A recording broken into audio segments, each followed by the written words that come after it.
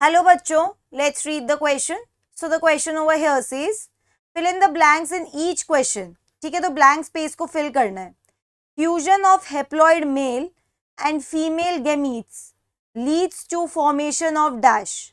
तो क्वेश्चन में बोल रहे हैं कि हेप्लॉइड मेल गैमीट और हेप्लॉइड फीमेल गैमीट के फ्यूजन से क्या बनता है. की कंसेप्ट क्या है इस क्वेश्चन का? इस क्वेश्चन का की concept would be fertilisation. Fertilisation. Fertilisation मतलब क्या होता है? फर्टिलाइजेशन एक ऐसा प्रोसेस है जिसमें male and female gamete fuse करते हैं. तो we can write over here fusion of male and female gametes. Male and female gametes. ठीक है, और मेल और फीमेल गैमीट्स का नेचर कैसा है? ये हेप्लॉइड है. हेप्लॉइड मतलब इनके अंदर जो डीएनए कंटेंट है वो हाफ है. मेल गैमीट को क्या कहते हैं ह्यूमंस के केस में? मेल गैमीट को ह्यूमंस के केस में कहते हैं स्पर्म, और फीमेल गैमीट को ह्यूमंस के केस में कहते हैं एग या ओवम. तो यहाँ पर this is egg slash ovum. ये क्या है? फीमेल गैमीट है. Female gamete. Female gamete.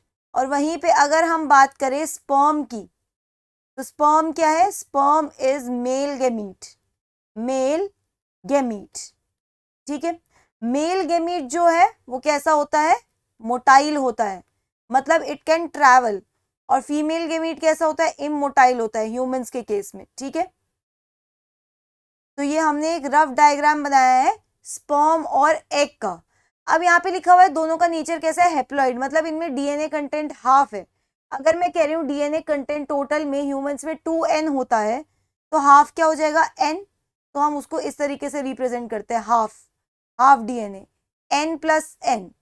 तो यहाँ पे हाफ क्यों करा जाता है डीएनए? ताकि स्पर्म और एग के फ्यूजन की वजह से जो सेल बने वो 2n हो, यानी डिप्लॉइड हो.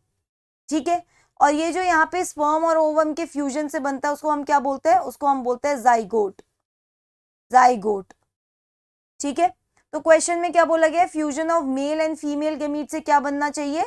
Fusion of male and female gamete से अल्टीमेटली क्या बनता है? एक डिप्लॉइड जाइगोट.